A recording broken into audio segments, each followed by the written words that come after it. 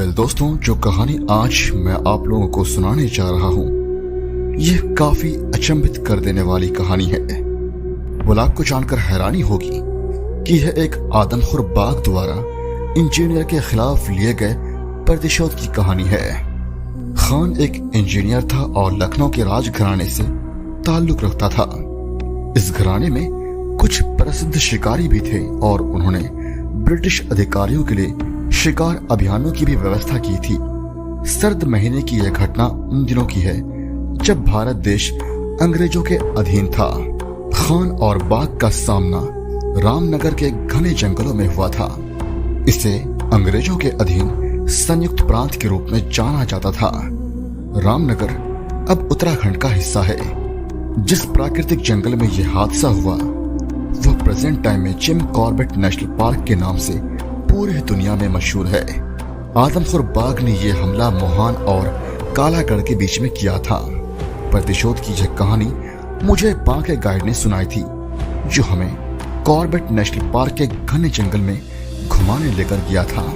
कथित घटना में उसके दादा गोविंद खान इंजीनियर और शेर खान शामिल थे। बाघे ने बाघ को शेर खान कहकर संबोधित किया। चलिए हम कहानी उन्हीं की जुबानी सुनते हैं। यह निसंदेह उल्लेखनीय जानवर है। देखो यह कैसे मेरी तरफ बढ़ रहा है। मैंने बाघ की आंखों की ओर देखा था। सच कहूं तो यह शाम के वक्त का एक नर्वस भरा फोटो था। कृपया चिंता ना करें सर, ये एक नॉर्मल बाघ है, यह आपका शिकार नहीं करेगा। यह बस एक चेतावनी दे रहा है। वो चाहता है कि आप उसके इलाके से दूर रहें। वो आकर्षक है ना? बाघे ने बाघ की प्रशंसा की। वह गाइड था और जंगल को अच्छी तरह जानता था। मैं आपसे सहमत हूं, वह सभी जंगलों का राजा है। हालांकि राजसी होने के बावजूद बाघ भयानक जानवर हो सकता है। सच तो यह है कि वह अभी भी एक जंगली जानवर है। जरा उन क्रूर आंखों को देखो। नहीं, इससे आपको कोई नुकसान नहीं होगा। वास्तव में यह किसी को चोट नहीं पहुंचाएगा। यह बाघ कॉर्बेट का सज्जन है। एक साधारण बाघ बहुत ही शर्मीला जानवर होता है। मानव से सामना होने पर वह घास में छुप जाता है या जंगल में कहीं गायब हो जाता है। कभी कभी यह संकेत भेजने के लिए बढ़ सकता है या धमकी देने के लिए फॉल्स चार्ज भी कर सकता है और अपनी पूंछ को दाएं और बाएं हवा में घुमा सकता है। बाघे ने बोलना जारी रखा, लेकिन चार्ज शायद ही कभी होता है। कोई भी आदमखोर बाघ आपको फोटो लेने की इजाजत तो नहीं देगा। ये मत कहिएगा कि मैंने आपको बताया नहीं। क्या यह सच है कि खतरनाक आदमखोर बाघ रामनगर के आसपास मंडरा रहे हैं? सुना है आदमखोर ने कई लोगों को मार डाला है। हाँ सर, ये तो फैक्ट है। यह बाघिन शक्तिशाली है। हालांकि बाघिन कॉर्बेट जंगल से बहुत दूर है। हम उसे गन्ने की बाघिन कहते हैं। ग्रामीणों ने उसके शावकों को मार डाला है और अब वह उन्हें मारकर उनसे प्रतिशोध दे रही है। बाघे ने जवाब दिया, प्रतिशोध? मुझे विश्वास नहीं होता। कोई जानवर कैसे बदला ले सकता है? मैंने हैरान होकर पूछा। अच्छा एक बात बताइए, इंसान बदला लेते हैं कि नहीं? ठीक उसी तरह बाघ प्रतिशोध क्यों नहीं ले सकता सर? क्या हमने बहुत बार नहीं सुना कि हाथियों की अच्छी याददाश्त होती है और वे बदला लेने के लिए दक्षिण में गांव तक को कुचल देते हैं। हाथी अपने महावत को कभी नहीं भूलेगा जो आपके प्रति दयालु रहा है और उन ग्रामीणों को भी जिन्होंने उसके साथ क्रूरता की है। बाघ एक खतरनाक जानवर है। हाथियों को बांध दिया जा सकता है, लेकिन आप बाघ को वश में नहीं कर सकते हैं। तुम कैसे कह सकते हो कि बाघिन प्रतिशोध दे रही है? सर, आप एक वाइल्ड लाइफ एंथुसियास्ट हैं, लेकिन मुझे कहना होगा कि आप बाघों के बारे में ज्यादा नहीं जानते हैं। क्या भाई, भिक्षुओं ने बाघों को नहीं पाला क्या? मैं आपसे सहमत हूं कि बाघ को पूरी तरह से कंट्रोल नहीं कर सकते हैं। हालांकि मुझे यकीन है कि बाघ ने बदला लेने की कोई योजना बनाई होगी और उसे अंजाम देने के लिए वह किसी भी हद तक जा सकता है। क्या मैं आपको शेर खान नामक आदमखोर बाघ की कहानी नहीं सुनाया हूं, जिसने बदला लेने के लिए आदमी का पीछा किया? शेर खान आकर्षक नाम है। मैंने इसे कई बार कहानियों में सुना है, लेकिन बाघ ने प्रतिशोध देने के लिए आदमी का पीछा किया, इससे क्या मतलब है तुम्हारा? हाँ सर, एक आदमखोर बाघ इंसान का शिकार तो कर सकता है, लेकिन आपने यह कभी नहीं सुना होगा कि बाघ बदला लेने के लिए किसी आदमी का पीछा कर रहा है। यह शेर खान निश्चित रूप से एक दिलचस्प बाघ लगता है, आखिर इसकी कहानी क्या है? हाँ सर, शेर खान प्रतिशोध देने के लिए मीलों तक इसी आदमी का पीछा किया। बाघ ने प्रतिशोध इन्हीं जंगलों में लिया। यह प्रतिशोध हमारे गांव सुंदर खाल के पास हुआ, जहां मेरे पिता रहते थे, और आज मैं वहां रह रहा हूं। यार बाकी इसकी कहानी क्या है? मैं इसे सुनने के लिए काफी एक्साइटेड हूं। सर, मैं इसके लिए आपको रात में फॉरेस्ट के गेस्ट हाउस में मिलूंगा। तुम जंगल से कैसे लौटोगे? ढिकाला एकांत इलाका है, अगर रात को कोई हरकत हुई तो तुम क्या करोगे? हाँ, वो किसी को रात में बाहर जाने की अनुमति नहीं देते हैं, लेकिन गाइड भी अब वन विश्राम गृह के नजदीक रहते हैं। अब हमें मुख्य द्वार पर रिपोर्ट करने की आवश्यकता नहीं है। रेंजर कार्यालय आपके गेस्ट हाउस के जस्ट पास में ही है, बांके ने जवाब दिया। हम विश्राम गृह लौट आए और बाद में रात को विश्राम गृह आ गया, जहां रात के लिए अलाव चलाया गया। बांके ने शेर खान द्वारा लिए गए प्रतिशोध की कहानी सुनाई, जो मैं आपको वैसे ही सुनाऊंगा जैसा बांके ने मुझे सुनाई थी। नवाब शर्मिंदा था और उसने खान की ओर देखकर शर्म से कहा, साहब ये रोटियां गर्म नहीं हो सकती और आपको ठंडे दूध के साथ ही खानी पड़ेगी। मैं इस ठंडी रात में आपके लिए केवल इतना ही कर सकता हूँ। मैं लकड़ियां लेने जंगल नहीं जा पाया। लखनऊ के साहब खान ने नवाब की कुटिया में रात बिताने का फैसला किया था। सरकारी बंगला कालागढ़ में था। इस बंगले में वह अपने काम के लिए अगले कुछ महीनों तक यही रहेंगे। अंग्रेज सरकार ने उन्हें डैम के निर्माण के लिए नियुक्त किया था। ये रोटियां ठीक रहेंगी नवाब, घने जंगल में कुछ तो खाने को मिलेगा। मिस्टर हडसन ने मुझे सुझाव दिया था कि तुम्हारे यहाँ मैं रात बिता सकता हूँ। उन्होंने आपके आतिथ्य की प्रशंसा की थी और मैं उनसे पूरी तरह से सहमत हूँ, खान ने जवाब दिया। हडसन साहब वो बड़े दयालु अंग्रेज हैं, नवाब ने कहा। लेकिन क्या आतिथ्य बोलूं खान साहब, मैं देहाती ग्रामीण हूँ और एक दूध विक्रेता हूँ। इन दिनों जीना मुश्किल है। नवाब ने गहरी सांस ली। उसकी आंखें उदास थी और चमक नहीं रही थी। वह आतंकित दिख रहा था। तुम डरे हुए लग रहे हो नवाब, क्या बात है? कैसे मेहनत कश ग्रामीण दूध वाले बेहद थका हुआ और उदास दिख रहा है, ऐसा कैसे हो सकता है? खान ने आश्चर्य से पूछा। आप बाघ के साथ नहीं रहे हैं साहब, अगर आप इनके साथ रहते तो आपने ये सवाल नहीं किया होता, नवाब ने जवाब दिया। उसने राइफल को तीव्रता से देखा जो खान के कैनवास बैग के बगल में पड़ी थी। मेरे परिवार ने कुछ बाघों का शिकार किया है। मैं अब्बू के साथ उन शिकार यात्राओं में शामिल हुआ था। साहिबों ने मचान से बाघों का शिकार किया। मैं तंबू में उनके साथ रहा और बाघ रात में आ जाते थे, पर हम उनको देख नहीं पाते थे। बाघ शर्मीले और कोमल थे। वे हमारी बकरियों को कभी परेशान नहीं करते थे, इसलिए मुझे बाघों के बारे में थोड़ा सा मालूम है। मैं सहमत हूँ खान साहब। मैं जिस बाघ के बारे में बात कर रहा हूँ वह बाघ नहीं है, वह शैतान है। इसने मानव रक्त का स्वाद चखा है। आपका सामना अभी तक साधारण बाघ से हुआ है, लेकिन शेर खान जैसा आदमखोर से नहीं हुआ। मुझे यकीन है कि आप उस जंगल में नहीं रहे हैं जहां आदमखोर बाघ भी रहता है। आदमखोर शेर खान? खान ने हैरान होकर पूछा। क्या दूध का स्वाद इतना अच्छा है? शुक्रिया साहब, लेकिन शेर खान कभी दूध का सेवन नहीं करता। उसकी साथी जो कि बाघिन है, उसने भी शेर खान की आदतों को अपना लिया है और अब वह भी आदमखोर है और वे साथ में शिकार करते हैं। नवाब ने बोलना जारी रखा। बाघिन शिकार को आश्चर्य में डाल देती है और बाघ लपक कर गर्दन को दबोच लेता है। इसका मतलब है कि बाघ पुराना आदमखोर था। हाँ साहब, आप सही हैं, नवाब ने जवाब दिया। यह असामान्य है कि आदमखोर बाघ और बाघिन साथ में ही जंगल में इंसानों का शिकार कर रहे हैं। हैरानी की बात है, वे शिकार में भागीदार हैं। वे खतरनाक और चालाक हैं। खान ने अपने कंधे को उचका दिया। शेर खान हिरण और जंगली सुअर का शिकार करता था, फिर यह हमारे पशुधन को मारने लगा। मुझे नहीं पता कि इसने ऐसा क्यों किया। अंग्रेज साहब ने उसका नाम शेर खान रखा था। हमारे रिक्वेस्ट पर साहिब ने देसी राइफल से पेड़ की आड़ से बाघ को गोली मार दी जब वह रात में भोजन खत्म करने के लिए लौटा, लेकिन पुराने हथियार ने बाघ को घायल कर दिया। चोट ने बाघ को सामान्य शिकार करने में असमर्थ बना दिया। लेकिन बाघ ने गांव में रह रहे कैटल्स को मारना क्यों शुरू किया? खान ने पूछा। मैंने कहा था कि मैं नहीं जानता, लेकिन साहिब ने कहा कि जब वो भोजन पूरा करने के लिए लौटा तो बाघ लंगड़ा रहा था। शायद बाघ हिरण को मारने के लिए फिट नहीं था और उसे काफी तेज भूख लगी थी।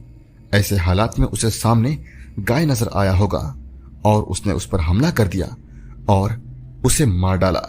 साहिब द्वारा गोली चलाने से उसकी पीड़ा बढ़ गई और बाघ मनुष्यों के खिलाफ हो गया। मनुष्य बहरा और अंधा होता है, वह आसान शिकार है, हिरन जैसे नहीं भाग सकता है और राइफल के बिना असहाय है। और सच तो यह है कि हम इंसान एक आसान शिकार हैं।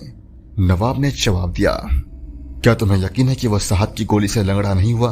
वह पूर्णिमा की रात थी साहब और रोशनी पूरी तरह से थी।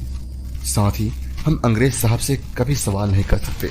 मुझे लग रहा है कि बाघ टेरिटोरियल फाइट में घायल हुआ होगा या फिर कांटे वाली जीव से उसका आमना सामना हुआ होगा। इसके बारे में कौन पूरी तरह से बता सकता है साहब? यहाँ किसी को अच्छे से मालूम नहीं है। हाँ, ये बात तो सही है, कोई भी हो इसके बारे में नहीं बता सकता जब तक कि बाघ मारा या फिर पकड़ा ना जा सके। कौन करेगा इस बात की जांच? बांस की छड़ी से हम आदमखोर का सामना कैसे कर सकते हैं? जो इस बारे में बता सकता है वो देश ही छोड़ दिया है। आपका इशारा मिस्टर कॉर्बेट की ओर है ना? हाँ साहब, आप सही हैं, मेरा मतलब यही था। वह आदमखोर के साथ मुठभेड़ के बाद सेवानिवृत्त हुए। वो लगभग बाघिन का शिकार बन गए थे। उन्होंने बोला था कि वो अब बाघों का शिकार नहीं करेंगे और इसके लिए लोगों को शिकारियों को ढूंढना पड़ेगा। हाँ, उन्होंने कुछ सालों से पहाड़ियों में रहने वाले लोगों के लिए व्यापक सेवा की है, लोगों को आदमखोर बाघों से छुटकारा दिलाया है। इसके अलावा उनकी उम्र में ये बाघ और बाघिन उन्हें तंग कर सकते थे। विराम के बाद नवाब ने कहा, कोई भी गांव से आपूर्ति प्राप्त करने के लिए नहीं जा रहा है। हम दैनिक जरूरतों के मामले में तकलीफ में हैं। हमारे पास पैसा नहीं है। कोई भी खेतों में काम करने की जोखिम नहीं उठाना चाहता है। हम पूरे समय झोपड़ी के अंदर रहते हैं। सच कहूं तो हम गांव वाले काफी परेशान हैं। आपने पटवारी या फिर जिला कलेक्टर को बताया? वे शिकारी की व्यवस्था कर सकते हैं। हमने उनसे बात की, लेकिन कोई भी शिकारी इस बाघ और बाघिन का सामना करने को तैयार नहीं है। नवाब खान को शेर खान की कहानी सुना ही रहा था कि तभी अचानक बाहर पहाड़ी की तरफ से एक बाघ की दहाड़ आई। चुभने वाली इस दहाड़ से खान की गर्दन के बाल खड़े हो गए। बाहर घना अंधेरा था। पहाड़ी कुछ मील दूर थी, लेकिन उस अंधेरी खामोश रात में बाघ को पहाड़ी से इतना स्पष्ट रूप से सुना जा सकता था जैसे कि वह गांव के किनारे पर खड़ा हो। झोपड़े के अंदर रोशनी कम थी, पुराने लालटेन में तेल की कमी थी। धब्बेदार हिरन ने तुरंत चेतावनी जारी की। नवाब ने चुटकी लेते हुए कहा, बाघ शायद अपनी प्रेमिका को बुला रहा है। उसने खान और उसकी बंदूक को देखा। बंदूक मत देखो नवाब, मैं कुशल शिकारी नहीं हूँ। मैं इस बाघ का शिकार करने नहीं जा रहा हूँ, कम से कम अभी नहीं, जब मैं बांध पर काम करने के लिए यहाँ आया हूँ। खान ने कहा, प्रोविडेंस ने राइफल हाथियों और डाकुओं को दूर रखने के लिए दी है। निश्चित रूप से उनकी योजनाओं में कोई भी आदमखोर बाघ नहीं था। सभी शिकारियों, गांव के कुत्तों और डाकुओं को इस बाघ ने मार डाला। सभी हाथी ढिकाला चले गए हैं, यहाँ तक कि उन्हें बाघों से डर लगता है। आप उन्हें बांध के रास्ते पे देख सकते हैं, लेकिन इससे पहले ये बाघ आपसे मिल सकता है। बांके ने विराम लिया। खान क्या कर सकते थे सर? अंग्रेज साहब सेना से निपटने के लिए सेना भेजते थे। आखिरकार ये उनके लिए सिर्फ एक बाघ था। तो क्या हुआ अगर ये आदमखोर था? कौन आदमखोर को प्राथमिकता देता है? आदमखोर बाघ भविष्य में खान के लिए चुनौती होने वाला था और इस बात से मैं सहमत था। बांके ने कहानी को आगे बढ़ाया। आदमखोर बाघ हमेशा चुनौती होते हैं। मुझे याद है कि ठाक आदमखोर ने लगभग 1000 मजदूरों के लिए समस्या कैसे पैदा की, जिन्हें साल के पेड़ों को हटाने के लिए पहाड़ियों में लाया गया था। आदमखोर की वजह से काम में देरी होने के कारण लगभग सभी श्रमिक घर लौट गए। नवाब, यही बात अफ्रीका में भी हुई थी। सावो के शेरों ने रेलवे पर कुछ महीनों के लिए काम रोक दिया था। असल में वे 2 शेर थे जो भाई थे और काफी खतरनाक आदमखोर थे। मैंने उन ग्रामीणों से अफ्रीका के बारे में सुना। वे कहते हैं कि कॉर्बेट साहब अफ्रीका चले गए हैं। वे खूबसूरत जगह होनी चाहिए। हाँ, वो खूबसूरत जगह है, हालांकि अफ्रीका साहिबों का उपनिवेश भी है। खान ने उत्तर दिया, कभी कभी मुझे आश्चर्य होता है कि क्या ये आदमखोर निश्चित रूप से केवल गोरे लोगों को खा जाना चाहते हैं। हम तो सिर्फ सामने आ गए। क्या यह अजीब नहीं है कि आदमखोर केवल गोरे लोगों द्वारा कंट्रोल इलाके में पाए जाते हैं? मैं तुमसे सहमत हूँ। मेरा मानना है कि वे गोरी त्वचा पसंद करते हैं। साहब अब तक कई बाघों को मार चुके हैं। उन्होंने भारत में 40,000 बाघों को सफाया कर दिया। तुम समझदार हो नवाब, तुम मजाकिया आदमी हो, लेकिन अब लालटेन को ठंडा करो, मुझे सोना है, मैं थक गया हूँ। खान ने कहा, मैं भी, लेकिन जानवर ऐसा नहीं करेंगे क्योंकि यह शिकार करने का समय है। नवाब ने जवाब दिया। अगली सुबह शाम थी, बाहर कोई शोर नहीं था, प्रकृति के पुकार के लिए भी नहीं। यह स्थान जंगल के पक्षियों, जंगल के दोस्तों से वंचित दिखता था। सुंदर मोर का कोई परिचित अलार्म कॉल नहीं था। यह सुंदर खाल जैसे गांव के विपरीत था, जहां ग्रामीण लोग आजीविका के लिए खेतों पर निर्भर थे। खान ने ग्रामीणों में भय देखा। यह स्पष्ट रूप से आदमखोर बाघ के कारण था। नवाब, सूरज निकला हुआ है, यह बताओ ग्रामीण किस समय अपने खेतों में जाते हैं? मैंने कहा था साहब कि हम अब खेतों में नहीं जाते। अब सूरज शानदार ढंग से चमकता है। घरवाली कुएं से पानी लाने के लिए निकलती है। सब शौच के लिए समूहों में जाते हैं। वे सभी पूरे समय साथ रहते हैं और सतर्क रहते हैं। शेर खान किसी भी झाड़ी का पीछे हो सकता है या वह कुछ मील दूर हो सकता है, कौन जानता है। मैं उनकी पीड़ा समझ सकता हूँ। नाश्ता साहब? नहीं नवाब, मेरे पास फल है, थैंक यू। क्या आप मुझ पर कृपया कर सकते हैं साहब? हाँ बोलो, लेकिन मुझे बाघ को मारने के लिए मत कहना। नहीं, आप टेंशन नहीं लें, मैं आपको ये काम करने के लिए नहीं कहूंगा। अगर मैं आपसे कहूं तो भी आप बाघ को गोली नहीं मार पाएंगे। ये बाघ काफी चालाक है, खतरनाक है और शातिर है। कोई भी गोली उन धारियों से नहीं जा सकती है। मैं यही चाहता हूँ कि आप मेरी गाय को खोजने में मेरी मदद करें। वो बछिया है। बछिया कल दोपहर जंगल में भाग गई। मैंने कई दिनों तक इन्हें कुछ नहीं खिलाया था। क्या तुमने उसे भागते हुए देखा था? हाँ, बछिया उत्तर की ओर गई है और वही रास्ता है जो आपके बंगले की तरफ जाता है। मैं तुम्हें ले जाऊंगा, लेकिन तुम अकेले वापस कैसे आओगे? मेरा मतलब है बछिया के साथ। हम उसे खड्डे के पास ढूंढ पाएंगे। ये दूर नहीं है। इस खड्डे में घास है और इसके पास छोटी सी धारा साल भर ताजे पानी की व्यवस्था करती है। वह अपना भोजन वही कर रही होगी। नवाब ने कहा, अगर हमें बच्चियां नहीं मिली तो मैं उसे भागे पर छोड़ दूंगा। मैं सांझ ढलते ही वापसी करूंगा और अपनी यात्रा निरीक्षण बंगले तक कर सकते हैं, लेकिन हाथों में बंदूक लेकर। बांके ने गहरी सांस ली। सर, ये कहा जाता है कि बाघ चुंबक की तरह अपने शिकार को आकर्षित करता है। शिकार सारी समझदारी और सोच को खो देता है। किसने सोचा होगा कि उस घटना के दिन खान और नवाब को सीधे उसकी ओर जाने के लिए प्रेरित किया? गाय तो सिर्फ बहाना थी। मैं समझ नहीं पाया। सर, आप इसे समझ जाएंगे जब आप इसे पूरा सुनेंगे। खान और नवाब गांव से जंगल में चले गए और शेर खान अपनी प्रेमिका के साथ मरकुला से पहाड़ी के नीचे की ओर बढ़ने लगा। बाघ और उसकी प्रेमिका उसी गड्ढे की ओर बढ़ रही थी जो उनका घर था। यह उनकी मान थी। खान को इसका कोई अंदाजा नहीं था, लेकिन नवाब को यह पता था। उसने इसे खान से छुपाया। उसे बछिया चाहिए थी। बछिया खान और बाघ के बीच कहीं थी। खड्डे के पास मीठी पानी की धारा थी और यही वो पॉइंट था जहां शेर खान और खान आपस में मिलने वाले थे। बांके ने कहानी जारी रखी। खान और नवाब खेतों को पार कर जंगल में घुस गए। खान विंचेस्टर के ट्रिगर पर उंगलियां गड़ाए हुए था। नवाब सावधानी से खान के पीछे चल रहा था। जंगल सूखा और शांत था। खान शेर खान से कोई सामना नहीं करना चाहता था। शेर खान आराम कर रहा होगा या हो सकता है किसी झाड़ी से उन्हें देख रहा होगा। खान गिरी हुई छड़ या टहनी से संपर्क में नहीं आना चाहता था। यह नवाब के लिए कठिन था क्योंकि वो साधारण ग्रामीण था।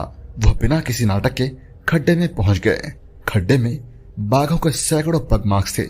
यह बाघ की मान थी। हालांकि उन्होंने किसी भी गाय को पत्तियों या घास चरते हुए नहीं देखा। वे छोटी सी धारा को पार कर गए जो बोल्डर से लदी हुई थी। जंगल में कई जानवर और पक्षी हैं जो मांसाहारी को चलते हुए देखते हैं तो अलार्म कॉल देते हैं। लंगूर उच्चतम शाखा पर बैठता है और प्रत्येक झाड़ी और घास को सावधानी से देखता है। खान ने लंगूर को चेतावनी देते हुए देखा जो उनसे कुछ 100 गज की दूरी पर था। जल्दबाजी में खान और नवाब ने धारा से बाहर कदम रखा। उन्होंने किसी मरते हुए जानवर की तेज आवाज को सुना। साहब, उन्होंने मेरी गाय को मार दिया। मैं मदद के लिए उसकी चीख को पहचान सकता हूँ। नवाब ने अपने माथे से पसीने की बूंदें पोंछते हुए कहा, चुप रहो, बाघों के शोरगुल से जंगल का मौन तब टूट गया जब वो भोजन के लिए लड़ रहे थे। ऐसा लग रहा था कि वे ज्यादा दूर नहीं थे। डर के मारे में नवाब और खान कांप गए। नवाब अपना हाथ ठुड्डी पर लाया और खान को संकेत दिया कि बाघ पानी पीने के लिए यहाँ आएंगे। धारा में कुछ शोर किए बिना उनके द्वारा पीछे हटना संभव नहीं था, इसलिए खान ने नवाब को सुरक्षा के लिए बगल के पेड़ पर चढ़ने का संकेत दिया। नवाब बिना देर की पेड़ पर चढ़ गया। खान ने राइफल अपने कंधे पर रखी और वो भी पेड़ पर चढ़ गया। वास्तव में वे बहुत सतर्क थे। अब दोनों अलग अलग पेड़ों पर जमीन से सुरक्षित ऊंचाई पर थे। उस क्षण मैंने कहानी को बाधित किया। मैं आपसे रुकावट के लिए माफी मांगता हूँ, लेकिन अगर मैं सही हूँ तो बाघ आसानी से पेड़ों पर चढ़ सकते हैं। उन्हें शिकार के लिए 20 फीट से अधिक ऊंचाई पर चढ़ने के लिए जाना जाता है। श्रीमान जी, मैं आपसे सहमत हूँ। कॉर्बेट में बाघ शिकार के लिए 30 फीट की ऊंचाई पर चढ़ चुके हैं, लेकिन बाघ उस वक्त अनजान थे कि कोई और भी वहां मौजूद था। गर्जिया वन के वृक्ष हरे पत्तों से लदे हुए होते हैं। ये पेड़ खूबसूरती से मचान को भी छुपा सकते हैं। माके ने जवाब दिया। उसने कहानी को जारी रखा। खान जानता था कि भरोसा करने के लिए उसके पास अपने राइफल के अलावा और कुछ नहीं है। खान को अपने राइफल से नवाब को भी कवर करना था। खान जंगल का निवासी नहीं था। नवाब के लिए जंगल घर था। वह जंगल में पला बढ़ा। जंगल में आदमखोर बाघ के खतरे में पैदल चलना बच्चों का खेल नहीं है। दोपहर के समय शेर खान और उसकी प्रेमिका लंबे घास से निकले जहाँ वे लेटे थे। पानी हर किसी के लिए जरूरी है। यह बाघ की तरह पावरफुल जानवर के लिए भी काफी इम्पोर्टेंट है। उन्हें ठंडा रखने के लिए पानी जरूरी है। जंगल पार्क की तरह था। इसमें हरे पेड़, घास, छोटे छोटे शिलाखंडों से भरी धारा थी और उसमें मीठे पानी की धारा बह रही थी। लेकिन इसमें आदमखोर बाघ थे। जंगल में पूरी तरह से सन्नाटा था, लेकिन खान और नवाब के चेहरे पर उत्सुकता और घबराहट दोनों नजर आ रही थी। बाघों ने उस धारा के चारों ओर चक्कर काटा और उस पेड़ की भी जिस पर खान और नवाब थे। मैं आपको रोकना चाहता हूँ बाकी मेरा मानना है कि खान और नवाब असाधारण रूप से बच गए। उस गाय को धन्यवाद करना चाहिए। हाँ, मैं उसका उल्लेख कर रहा था, लेकिन मैं जानना चाहूंगा कि आपको क्या कहना है। शेर खान और उसकी प्रेमिका पहाड़ी से खड्डे के नीचे आ रहे थे। खान और नवाब ने बाघ या नवाब की गाय के कोई संकेत नहीं होने के साथ खड्डे को पार किया। अब खान और नवाब को पता नहीं था कि वो सीधे बाघों की ओर चल रहे थे। वे बाघों से कुछ ही दूरी पर थे। बाघों को यह पता नहीं था कि खान और नवाब इसी रास्ते पर है और वे पुरुषों से मिलेंगे। लेकिन इंसानों और बाघों के बीच गाय थी। वे मिलते पर गाय सामने आ गई। इसे भाग्य कहते हैं। गाय अनुचित समय पर आ गई। इसने खान और नवाब को बचा लिया। मैं आपसे सहमत हूँ। बेचारी गाय ने अपने मालिक और खान को बचा लिया। बाकी ने कहानी को जारी रखा। बाघ धारा के किनारे पर पहुंच गया और शेर खान पानी में खेलने लगा। बाघ को पानी बहुत पसंद है। खान और नवाब ने खेलते शेर खान की गुर्राहट सुनी। वो बहुत बड़ा था। अब खान के लिए दुविधा थी। शायद यह घबराहट थी या कारण जो भी हो, नवाब ने सबसे ऊंचे पेड़ का चयन नहीं किया था और वह एक आदमखोर बाघ की नजर के सामने था। खान का पेड़ शेर खान से कुछ दूरी पर था, पर नवाब शेर खान के नजदीक था। बाघों की आंखों की रोशनी बेहतर है। अगर शेर खान की नजर नवाब पर पड़ती है तो उसकी जिंदगी खतरे में हो सकती थी। खान अपनी राइफल लेकर गया तो था, लेकिन इसमें कुछ ही गोली थे। कंधे पर खान के कैनवास बैग में कारतूस का पैकेट था, लेकिन बैग को उतारकर राइफल लोड करना आसान नहीं था। बाघिन खान को सटीक शॉट की तरह लग रही थी, लेकिन वह स्थिर थी और अपने घुटनों पर थी। शेर खान पानी में कूद रहा था और खान के निशाने पर नहीं था। नवाब का जीवन शेर खान की प्रतिक्रिया पर निर्भर था। वह गोली लगने के बाद जंगल में लुप्त हो सकता है या वो पेड़ों पर हमला कर सकता था। यदि वो खान पर हमला करेगा तो गोलियां शेर खान को संभाल सकती थी, लेकिन अगर शेर खान नवाब के लिए जाने का फैसला करता है तो कठिनाई आ सकती थी। गोली नवाब को लग सकती थी। इसके अलावा खान को फिर से लीड करने के लिए पर्याप्त समय नहीं मिलेगा। शेर खान भयंकर जानवर था और ज्यादा समय नहीं था कि चुगली करे। खान ने राइफल को अपने कंधे पर रखा और बाघिन की खोपड़ी को निशाना बनाया। शॉट ने बाघिन को वहीं ढेर कर दिया और उसने शोर नहीं किया। उसने धीरे से नदी के पत्थर पर अपना सिर टिका दिया। शेर खान ने पानी में अपनी मस्ती रोक दी और उस पेड़ की ओर देखा जहां खान छुपा हुआ था। बाके ने कहानी में बाधा डाली। वह उत्तेजना से कांप रहा था। मैं अलग नहीं था, सिर्फ उसकी आंखें मिली। खान की आंखों में डर था और शेर खान की आंखों में गुस्सा। अगर उसने खान पर हमला किया होता तो गोली ने उसका काम तमाम कर दिया होता, पर शेर खान चालाक था, वह घने जंगल में भाग गया। क्या आप मानते हैं कि शेर खान कायर था? नहीं सर, शेर खान कायर नहीं था, वह चालाक और बुद्धिमान था। देखिए, आदमखोरों के साथ यह है कि वो इंसानों को अपना भोजन के रूप में पसंद करते हैं और वो नॉर्मल बाघ की तरह इंसानों के साथ वैसा बर्ताव नहीं रखते हैं। यही कारण है कि आदमखोर बाघ कभी भी इंसानों पर सामने से हमला नहीं करते हैं। जब परिस्थितियां अनुकूल होती है वे चार्ज करते हैं। शेर खान जानता था कि पेड़ में छिपा आदमी सामान्य और असहाय इंसान नहीं था, वह कोई था जो उसे चोट पहुंचा सकता था। शेर खान गायब हो गया, लेकिन अस्थायी रूप से।